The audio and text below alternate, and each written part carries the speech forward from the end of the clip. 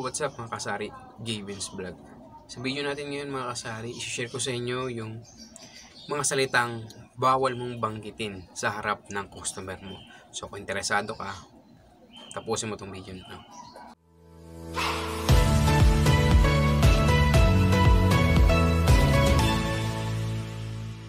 So kamusta pala kayo mga kasari?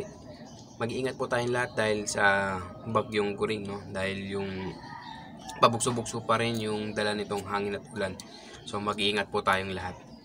So yun, balik na tayo dito sa ating topic ngayon, no? Yung mga salitang bawal mong banggitin sa harap ng customer mo. So unahan na natin dito sa ating number 1 yung wala. So napakadali lang sabihin sa customer, no? 4 na letra lang, wala. Pero napakalaking ano na to sa tindahan mo, napakalaking kabawasan na to pag sinabihan mo ng customer mo ng wala. Kasi itong wala na salita na itong makasari, ito yung salitang parang ayaw mo nang pabalikin sa yung customer mo, no? So syempre hindi naman natin din maiwasan na magsabi tayo ng ganito dahil nga yung stock natin sa tindahan is limited lang, no? Hindi katulad ng mga ibang tindahan na talagang full stock talaga sila magtinda. Paano tayong mga maliliit lang na tindahan? So syempre nakakapagsalita tayo ng mga ganun, naubusan din tayo. Pero instead na sabihin natin yung wala, sabihin na lang natin ng ubus na or kauubos lang.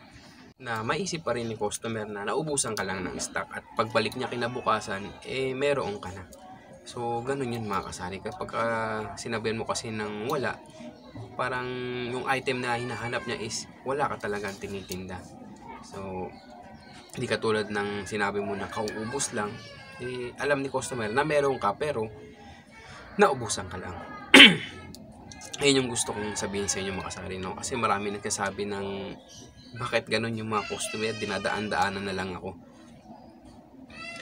Meron naman akong paninda nun. Kasi siguro nung bumili siya sa'yo, dumaan siya sa tindahan mo, naghanap siya ng item na yun at wala kang naibigay at ang sinabi mo is wala.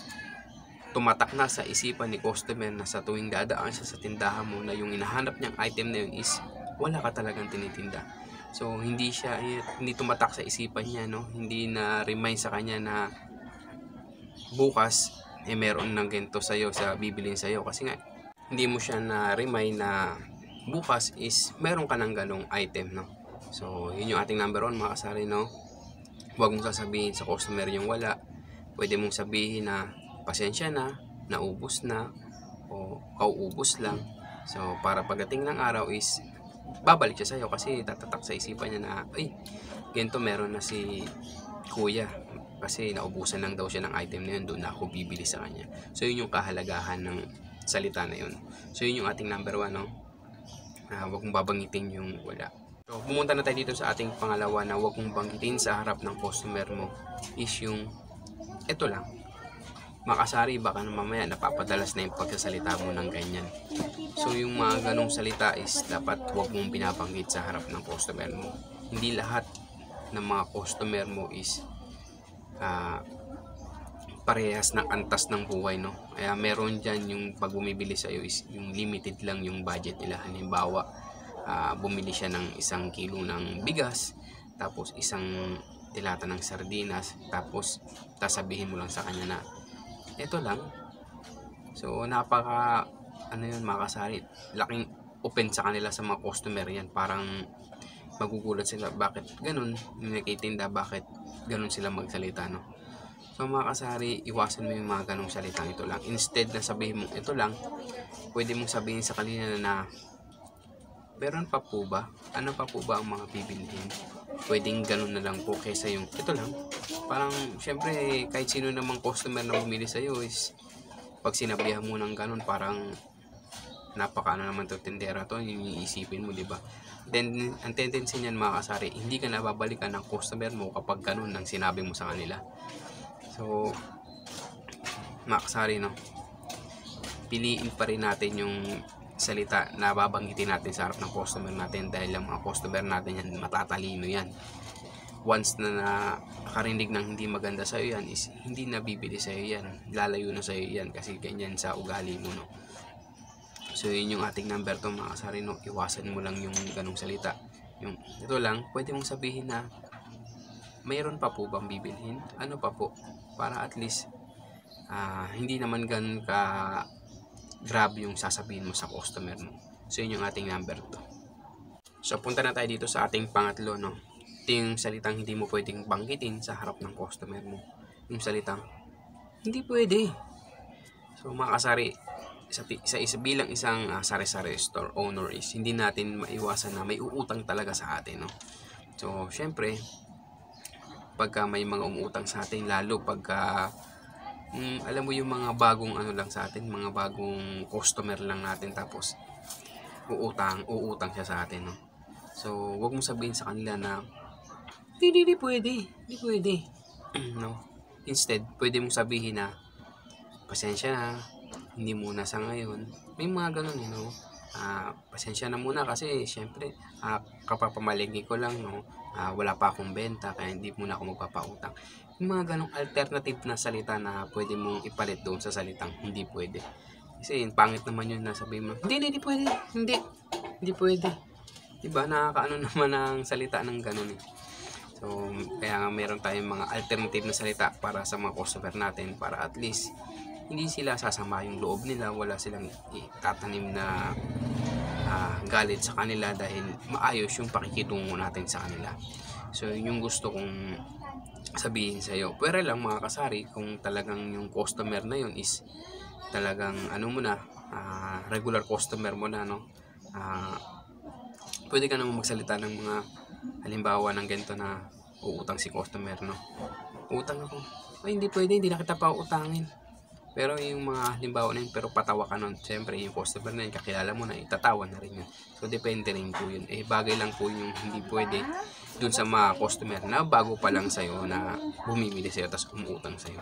So, pausapin mo lang din ng maayos para at least wala tayong magiging problema, walang magtatanim ng sama ng loob doon, para maging okay pa rin yung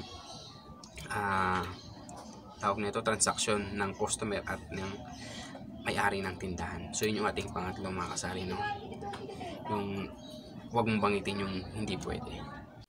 Pang-apat na bawal mong banggitin sa harap ng customer mo is yung bagal mo naman. So mga kasari, mga ganong salita kay customer parang malaking ano sa kanila yun. Nakaka-open yung ganong salita, no? Sabihan mo customer mo, bili pa lang sa tindahan mo, sasabihan mo agad ng ganon, no? Iwasan mo yung banggitin yung ganong salita sa harap ng customer mo, no? Lalo kung bago pa lang yan na bisita yan sa tindahan mo, no? Kasi pagka ganon yung sinabi mo is paalisan ka niyan nung kaagad pag sinabihan mo agad ng ganon. Hindi kasi natin maiwasan makasari na may mga customer na kapag bumibili sa tindahan natin is talagang, alam mo yun, iniisip pa nila kung ano yung bibili nila, o baka mamaya nakalimutan nila kung ano yung bibilihin nila. So syempre tayo bilang tindera, ihintay na lang natin sila kung ano yung maisip nila na bibilihin natin, no? Huwag natin silang paungunahan kung ano yung ginagawa nila, no? Tulad ng sasabihin mo na, ang bagal mo naman, ano bang bibilin mo? Bilisan mo naman. Mga ganong salita, no? Parang minamadali mo yung customer mo. Pag ganon ang sinabi mo, mga kasari, hindi na babalik yan sa'yo si customer sa'yo. Aalisan ka niyan pag ganon agad ang binungod mo sa kanya. Mahirap yan pag bagong customer na sinabihan mo niyan, no? Sayang yun. Bagong kaibigan sana yun, pero hindi mo siya ni respeto ng salita, no? So pag gano'n makasari na matagal ng customer, pwede mo naman sabihin na, sige, take your time po. Ano po ba ang bibili nila? Ganun, mga ganong salita, kaysa sabihin mo, ang bagal mo naman, ano bang bibilin mo? Mga ganong salita, no? Dapat iwasan mo yung mga kasari, yung ganong salita. Nakakabawas tayo ng customer niyan, at baka mamaya, yung customer mo na yan, marites. Yun, doon ka masisiraan yan dahil mamaya mamarites ka na gano'n ang ugali mo sa ibang makwento niya doon sa ibang kaibigan niya na huwag na tayo bibili doon sa tindahan ni Kuya Jun dahil grabe magsalita yan, napakaanong magsalita.